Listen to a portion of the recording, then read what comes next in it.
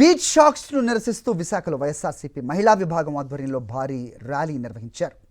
నల్ల balloons, రిబ్బన్స్తో rally నిర్వహించి కూటమి సర్కార్కు వ్యతిరేకంగా నినాదాలు చేశారు. బీచ్ షాక్స్ జీవోను వెంటనే రద్దు చేయాలని వైఎస్ఆర్సీపీ మహిళా నేతలంతా డిమాండ్ చేశారు. మద్యం బాటిల్స్ పగలగొట్టి ప్రభుత్వ జీవోలను దహనం చేశారు.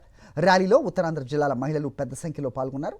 కూటమి ప్రభుత్వం దిగొచ్చే వరకు వైఎస్ఆర్సీపీ మహిళా విభాగం పోరాటం చేస్తుందని హెచ్చరించారు.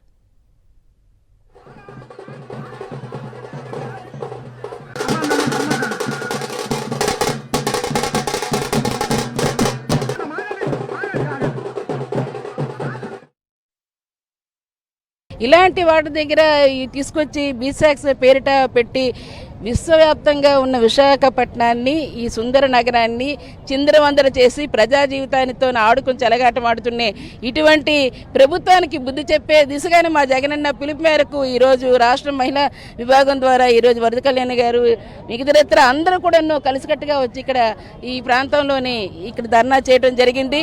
ఎటువంటి పరిస్థితుల్లో కూడా ఇక్కడ బీచ్ సాక్స్ పేరిట మీరు దుర్మార్గ పని చేస్తే మాత్రం దాన్ని వదిలిపెట్టేది లేదు. రానున్న రోజులు భారీ మూల్యం చెల్లించడమే కాకుండా ప్రజల పక్షాన నిలబడే జగనన్నే మళ్ళా కావాలని కోరుకునే ప్రజలు దగ్గర ఉందని చెప్పేసి ఇటువంటి చర్యల ద్వారా మరొకసారి అవగతం అవుతుందని తెలియజేస్తున్నాను. మరి ఈరోజు సంపద సృష్టిస్తామన్నారు. సంపద అంటే ఏమో ఒక కొత్త ఇండస్ట్రీల్లో కంపెనీల్లో తీసుకొచ్చి ఏదో సంపద సృష్టిస్తాం అన్నారు, కానీ మా ఆరోగ్యమే బలంగా పెట్టి ఈరోజు సంపద సృష్టిస్తారని నేను అనుకోలేదు. ఈరోజు మేము ఎవ్వరూ అడగలేదు విశాఖపట్నాన్ని. మాకేంటో ఇప్పటిదాకా కదలేదా విశాఖపట్నం అని అడుగుతున్నా. ఇప్పటిదాకా చాలా చక్కగా మూవ్ అవ్వలేదా విశాఖపట్నం అంటున్నా. ఇప్పుడు నువ్వు వస్తే మీరు వచ్చి చేస్తేనే ఇక్కడ శాఖలు ఏర్పడితే విశాఖపట్నం డెవలప్ అయిపోద్దా అంటున్నా. మేము ఎవరూ అడగలేదు కదా మాది గోవా చేయమని చెప్పి. మీరెందుకు ముందుకు వచ్చి మాకేదో శాఖలు పెట్టేస్తాము, బీచ్ శాఖలు డెవలప్ చేసేస్తాము. ఒకటే వాళ్ళ పార్టీ వాళ్ళు ఎలా అంటే ప్రజలు ఎంత కిందకి జారిపోయినా పర్వాలేదు, వాళ్ళ ఆరోగ్యాలు పోయినా పర్వాలేదు, వాళ్ళ భవిష్యత్తులు పోయినా పర్వాలేదు, చంద్రబాబు నాయుడు గారికి మాత్రం ఆయన కుటుంబం, ఆయన కార్యకర్తలు బాగుండాలి. హోంమంత్రి అనిత గారు ఒక మహిళ అయ్యి నుండి క్వశ్చన్ చేస్తే ఏమంటున్నారంటే ఎక్స్పెరిమెంట్లుగా మేము చేస్తున్నామని అంటే, ఓ పని చేయండి హోంమంత్రి అనిత గారు, మీ ఇంటి దగ్గర ఎక్స్పెరిమెంట్స్ చేసుకోండి, లేదంటే మీ పార్టీ ఆఫీస్ దగ్గర ఎక్స్పెరిమెంట్లు చేసుకోండి.